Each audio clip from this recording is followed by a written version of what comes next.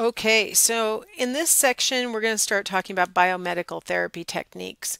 They include things like medications and then different kinds of brain surgeries and things like that, stimulations. All right, so let's jump into drugs. All right, medication therapies, right? Now we have different types of medication for different kinds of disorders. The antipsychotic medications are generally going to be prescribed to people who are having hallucinations. What they do is block dopamine reception in particularly the areas of our brain where auditory hallucinations might be generated.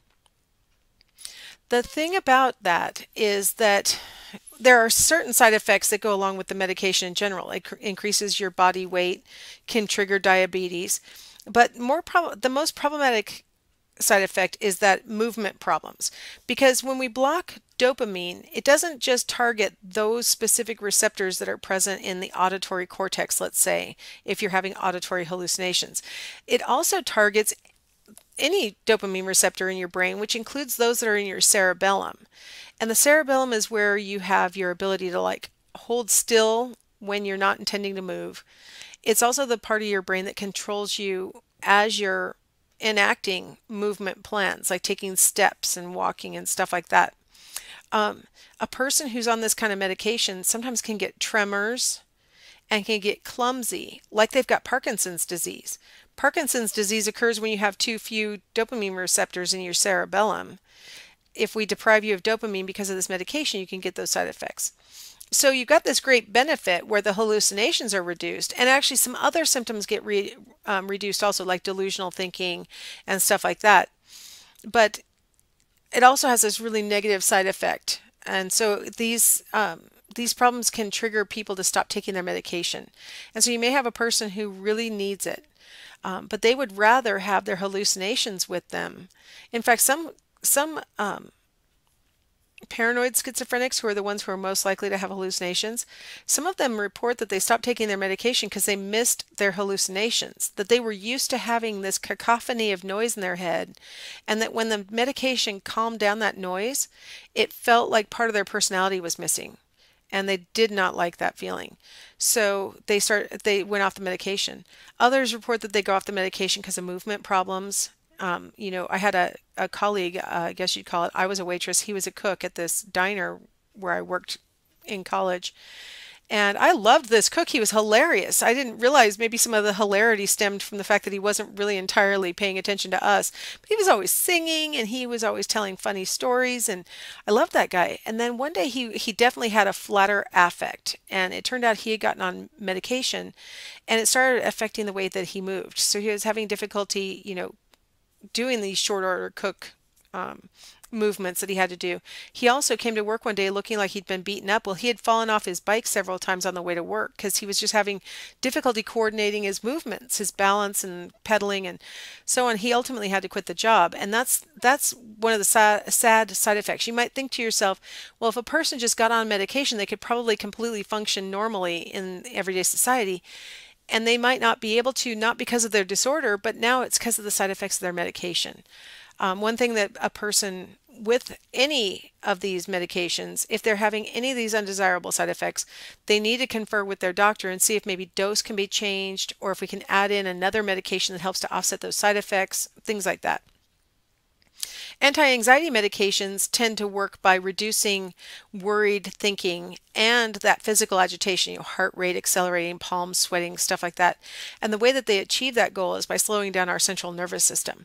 So it slows down the functioning of the brain and the spinal cord so that you're not having this flurry of thoughts. It slows it down. You don't have tremors because you've slowed down your hands aren't shaking in fear anymore because you've slowed down that sympathetic nervous system. Of course, it slows down your thinking in general, which can reduce learning. And so that can be problematic for anyone who's like doing any kind of, daily learning. If you're a student, you're doing anything on the job that requires you to acquire new skills, stuff like that. Probably the biggest problem with the class of drugs that are called anti-anxiety medications is that they do display dependence. People become addicted to these kinds of medications. In this group of medications would be included things like Valium or Xanax. Valium was invented back in the early 1960s, and at first they thought it was so harmless that they prescribed it to pretty much anyone who was saying anything about any kind of anxious feeling. So in fact, it was so common that the Rolling Stones wrote the song Mother's Little Helper about Valium. It was a little yellow pill that pretty much all the housewives were on. And then doctors started reporting on people who were becoming addicted to it and who were having withdrawal when they tried to quit taking it. So then the search was on to find an anti-anxiety medication that wouldn't be addictive. And in the 80s, they thought they found it. It's a drug called Xanax that when it came on the market, they said in the FDA trials that last 6 weeks, no one displayed addiction. And so they thought they'd finally found something that can slow down your central nervous system that you will not get addicted to. Well, the problem with the 6-week FDA trial is that that's not how long people typically use an anti-anxiety medication. Most people are on it well over 6 weeks. So when people started using it in practice, they found the obvious signs of dependence, which are A, they were reporting that it wasn't working as well as they continued to use it. And B, they started to build up a tolerance. They were starting to up their dose without conferring with their doctor. So you'd have a person who started off with a dose that was 1 pill, whatever that milligram was for that person. They'd be told take 1 pill per day. And then they would start to feel edgy and anxious, midway through the day. So they'd think, well, I need some more. So they'd take like half of another pill. And then pretty soon that's not really working. So now they're taking a pill in the morning and a pill at night. And then pretty soon that's not working. So they're taking a pill and a half and a pill and a half. Things like that. And what happens is you end up completing your prescription, what you've been dosed, you end up using it all before your next prescription is due. Because they worry about addiction and stuff like that, they try and dole these kinds of pills out on a schedule, right? So if you start upping your dose, you're going to run out before it's time to get a new prescription. And then we get those withdrawal cases where the person has had to go cold turkey because they ran out and nobody will fill a new prescription for them. And then now they're having withdrawal symptoms. And they range from sort of normal withdrawal where you have, and a sudden increase in what had been your normal symptoms and they come back full bear. So you're just having like a full-on panic attack. That would be considered like the mildest way that you'd go through withdrawal. All the way up to a person who, they had several cases where people died during withdrawal from Xanax. So then they came to the conclusion, we don't really have the ability to make a non-addictive anti-anxiety medication. So for most people, when they're given a prescription for Xanax, they are given very careful instructions not to increase their dose on their own, to let their doctor know if this is not working for them anymore so they can try something else. And some people will have like an acute attack kind of backup plan where they'll have, if they go into a panic attack, they'll have like a few Valium that are available to them that they can take in a panic attack. But pretty much you're given only a few pills at a time because of the propensity for people to become addicted. The good news on that story, part of why I was telling you this so in depth, is that it turns out antidepressant medication works not just for depression, but also for anxiety. And the way that they work is by blocking serotonin reuptake. At least some antidepressants, that's how they work. I'm kind of simplifying things for you. And like I said, if you're finding this really interesting, you can always take Abnormal Psych. The most popular antidepressants are the ones that block serotonin reuptake. Let's take a moment and look at what that is. Okay, so here's a neuron. Let's start on the left-hand panel. We have a normally functioning neuron. The sending neuron is on the top, and what we're looking at is its terminal fiber, where it's making contact or forming a synapse with the receiving cell. As the action potential comes down the axon, that electricity causes those little bubbles that have the yellow circles in it. Those little bubbles migrate to the end of the terminal fiber and then burst, and those molecules come out, float across the synaptic gap, and then lodge in the receptor site and activate the neighboring cell. Okay, now in the middle panel you see what's labeled reuptake. After the neurotransmitter has had the effect that it had the opportunity to lodge in the receiving cell, any molecules that are still floating in the synapse get sucked back into the sending cell and rebundled for using in the future. So like the ultimate recycling plan. We call that reuptake, where you suck up the leftovers and use them again on the next action potential. Okay, so now if you're taking an antidepressant like Prozac, which is what's called a selective serotonin reuptake inhibitor, or SSRI, if you're taking Prozac, Zoloft, or a number of other brand names, SSRIs, what they do is they block reuptake. So the molecules of the medication lodge themselves in the openings where the vesicles are going to burst. And they form, I always like to think of it like a doggy door that only works one way. So the molecules of serotonin can get out, but they can't get back in.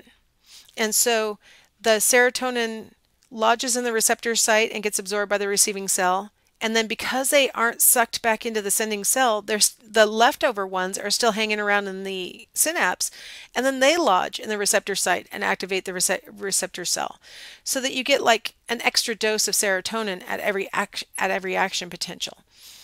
So ultimately your body starts making more serotonin because you're going to realize that you keep depleting it too fast, and so your body will start making more, your brain will start making more. But Prozac doesn't Prozac is not serotonin. It makes you make more serotonin because of the blocking of the reuptake.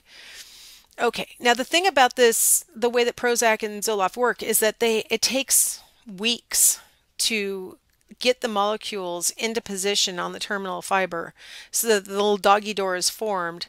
And so for a lot of us, it can be frustrating to wait for the antidepressants to start working. With anti-anxiety medication like Valium or something, you can be in the middle of a panic attack, take a Valium, and in like minutes, you'll start to feel better. With an antidepressant, you have to take it for 2 to 4 weeks before you're going to start to have significant improvement in your symptoms. So that's one of the frustrating things about antidepressants. The good news is they are not addictive. So that's a good thing, and the fact that they can be used for anxiety really makes that a good thing, because if you have a person with anxiety, they can get on antidepressant and really reduce their symptoms. Of course, there are a lot of side effects of antidepressants. I put a couple that are the ones that are the most commonly complained about. Dry mouth and constipation are both sort of symptoms of dehydrating while taking these medications. And then sexual dysfunction, it makes you finally, now you're feeling better, you're interested in things that you used to like, but during your depression you lost interest in, including things like sex. So now I'm finally feeling better, but I still don't have my interest in sex. Or if I do, I'm having difficulty with erections or lubrication. And so for some people, they'll stop taking their antidepressants for that reason only. The thing I always like to drive home with my students is, if you're having any of these side effects on any of these drugs, tell your doctor, because they have things they can do to fix that. There are other antidepressant components that we can take. There are other antidepressants you can try. Not all antidepressants work the way I just described. I just described the most common ones. But there are a lot of other ones that your doctor can try. They can try different dosages. They can try other medications that offset some of these side effects. So there are a lot of things that you can try. You should not have to suffer with depression or suffer with these side effects, right? There is a middle ground where if you're honest and tell your doctor what you're experiencing, they can oftentimes do things to fix it. Also, I'd like to point out that if you're having, anxiety or depression in particular, one of the benefits, one of the goals of medication is to get you into a place where then therapy can start to work better. So a lot of times we wean you off of the antidepressants as you start getting tools in your tool bag to be able to cope with whatever your disorder is. So one should not always assume that these are lifetime prescriptions. These may be just to get you through until you can a therapeutic technique can actually help you with whatever the root cause is. All right, let's go ahead and take a break here, and I will finish up the whole text with one last lecture on electroconvulsive therapy and lobotomies and other medical things.